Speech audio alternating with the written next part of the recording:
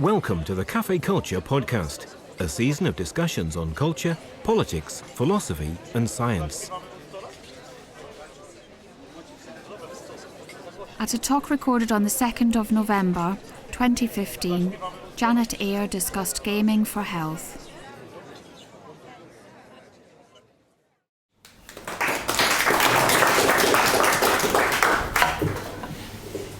Well, it's very nice to be here and a bit challenging to give a talk without my cuddly blanket of slides and videos and things like that. So I hope that I can make myself clear to you.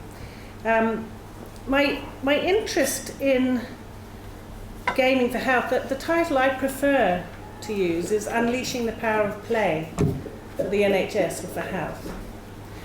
And the message that I'd like to get across, I think, is that we are forgetting the importance of play, possibly in everything we do, but we may forget the importance of play for recovery and rehabilitation, particularly after brain injury, when life becomes very serious for people, and we may actually take a medical model and forget the importance of play.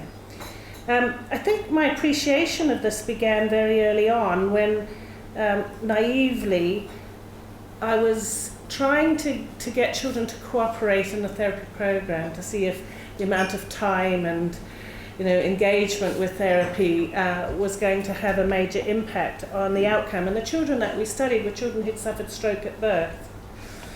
And you may not be aware, but the highest risk time ever in your whole life for having a stroke is in the perinatal period, way and above any other age in your life.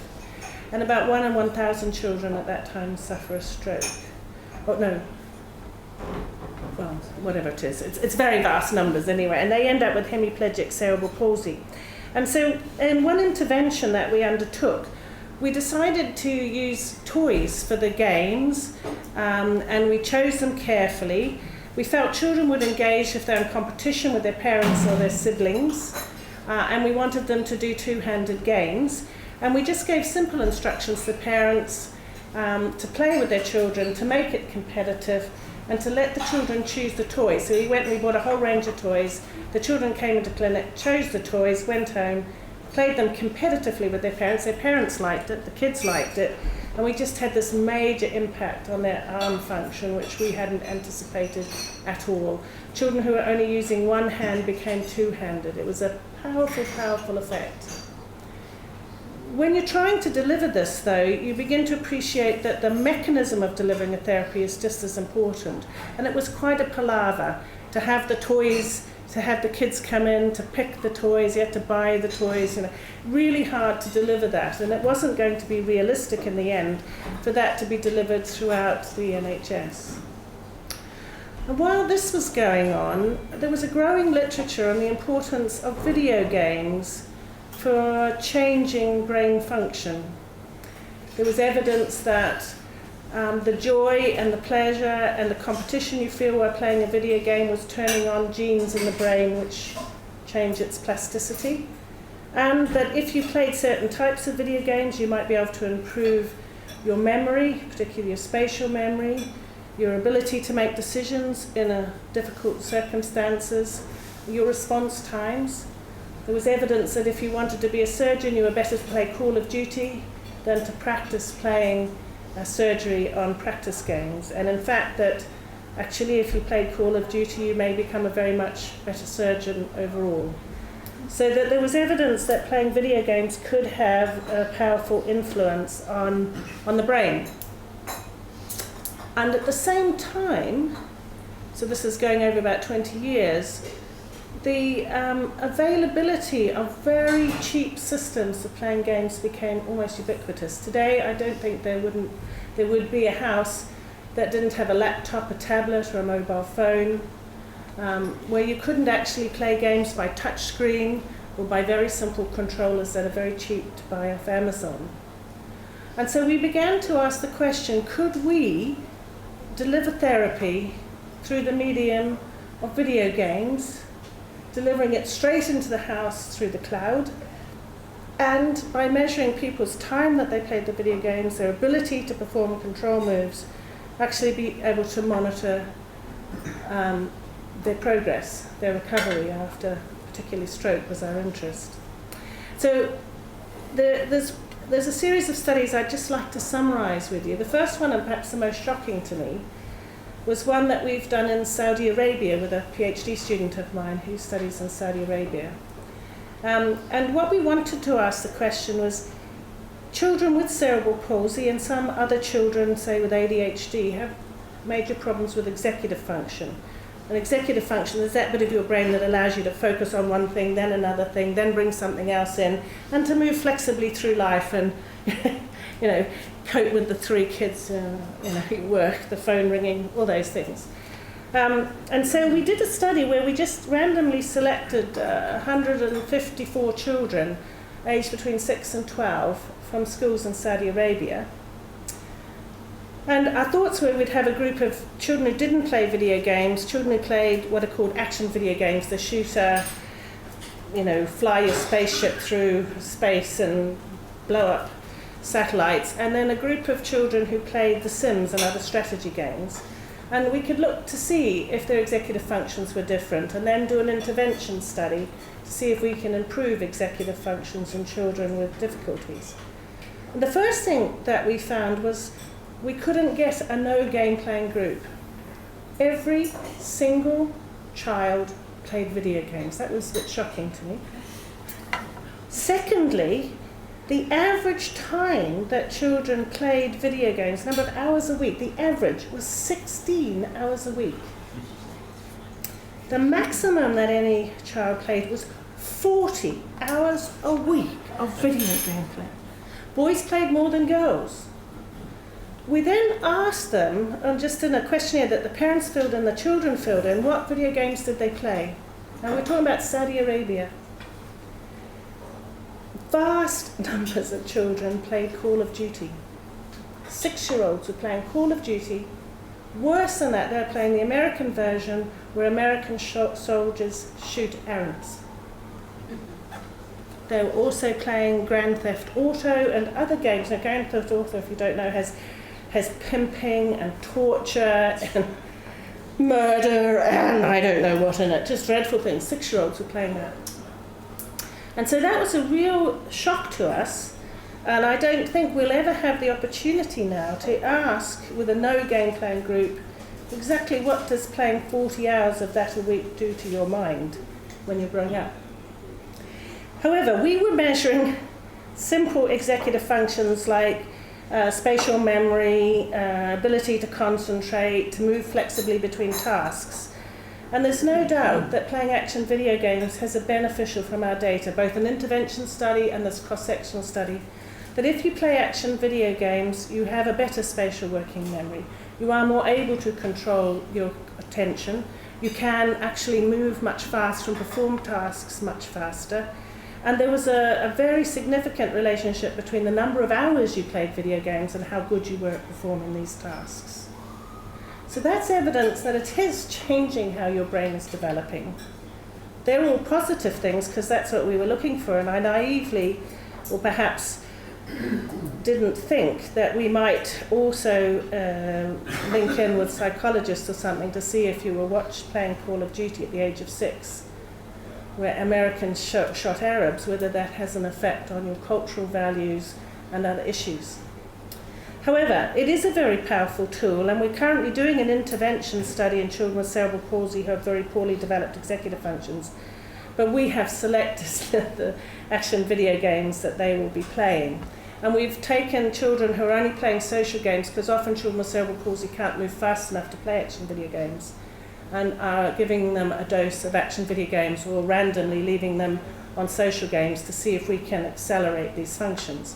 And I think we may well find that action video games are a very powerful tool that we can use in circumstances to help children with attention deficit disorder, problems with spatial memory, problems making rapid decisions. I think it would be a very enjoyable and powerful tool. But I throw open to you, what influences are things like Call of Duty having? Should we be more aware of what our children are playing? Because the parents happily filled in this form, but when asked, had no idea what the content of the game actually was. So that was a group. The second situation where we've been looking very hard at using video games is in people who've suffered a hemiplegia after stroke, so weakness down one side of their body, and seeing if we can use action video games as a way of delivering a sufficient intensity of therapy with the associated joy, fun, motivation. That feeling of motivation is not just a happiness feeling, it's a situation where your brain is ready to learn. And so we're using professional game studio to design games. The controls actually require you to perform movements which we as health professionals have developed, which are two-handed moves. We go from very simple to quite complicated. And as you play the game, you're actually required to move through a therapy program. And the question that we asked, we had two groups. We had children with cerebral palsy and we had adults who'd suffered stroke in adulthood. And the children with cerebral palsy, the questions we asked, would they play the games? Would they play them sufficiently? Could we compete with Call of Duty? Would they put a little bit of their 40 hours a week to playing our games? And would we see a beneficial effect? Could we deliver it into the home on their own laptops through the cloud so that there was no requirement for the NHS to do anything but to make these available? And the answer to all those questions was yes, children did play it, they did see a beneficial effect, they did spare time in their week to do it, and they enjoyed the feeling and the understanding that they could increase the complexity of their movements. And that's perhaps not surprising. But we also involved 160 adults who had had stroke, 80 of whom were acute strokes and 80 of whom were chronic strokes. And again, the age range went from 33 to 90 in terms of the subjects. They were, again, reasonably unselected people. And we, again, gave them the opportunity. We automatically downloaded the games onto their laptops. They then played the games, and we took into the cloud the information about how often they played, what moves they made, and we could remotely assess the quality of their moves, so whether they were getting more effective in making the moves. And I think that this also is very, very encouraging in that people not only, even if they'd never used a computer before, did download the games, did play the games, and in fact had a very large dose of games, up to many, many hours over 3 months. I think over 300 hours. I think the maximum was 1,000 hours over 3 months of people playing the games. So we looked at them over 3 months. For the patients with acute stroke, again we could show that the more they played the game, irrespective of how severely they were impaired at the start, the better their outcome was. And it's a very marked, it was stronger than age, it was stronger than sex, it was stronger than their level of disability at the start in predicting where they would end up. We also found, an interview with these people, that they had found a stroke very debilitating, taken away their self-confidence, placed them from a situation where they were just ordinary people to someone who actually had a disability. And they didn't like going to hospital to face their disability, and they didn't like going to physiotherapy because it made them face to face with their disability. Whereas playing a video game, actually with their friends or family, teaching their grandchildren how to play their video game, took this therapy out of something which was making them face the change in their lifestyle, and they actually enjoyed it. For the patients who were chronic, who were many years after the stroke, and whom it is said that your disability is stable, and I would say if you don't get therapy, probably progressively getting worse, they also played the games, and they also saw a benefit, much less marked benefit than the patients with the acute. But if they played over 200 hours of the game over 3 months, they all saw a significant improvement in their upper limb function. Now, we're not proposing that this would just be a therapy that you gave someone for 3 months. What we're hoping, well, what we have done is we've developed a platform, a system where game studios can create games. We have the therapy programs, and we can address a range of conditions: back pain, sprained ankles, probability of falling, loss of postural control, stroke. So that gaming studios can look at the range of moves that we want to deliver, create scenarios where those control moves might be appropriate, and that people who wish to For example, if you've had a stroke, if you wish to continue a therapeutic program on your own, you can go to the cloud, download those games, and know that the moves in the game have been developed by someone who's therapeutically expert. And so what we're trying to do is use the joy, the competitive nature, and Terry can tell you, designing video games, you have to be a psychologist, you have to know how to addict people, you have to know how to give them a sense that it's just out of their reach and you really want to try for the next. And you create that sense of joy, motivation and competition, which I know is when your brain is plastic and willing to create new pathways.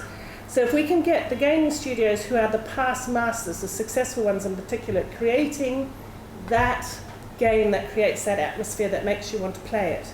And if we can have the control mechanism such that we're improving a function that you wish to improve, I think that we can use the power of play to really significantly deliver low-cost, readily available therapy for you wherever you are, whenever you want to play it, and where hopefully we're using the very best skills of gaming studios and the best skills of the NHS to deliver a therapy which is fun.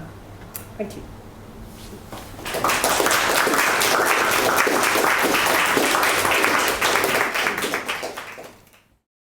Cafe Culture North East is supported by Newcastle University, Peels and Dance City. We're also supported by DC Cafe, who host the events.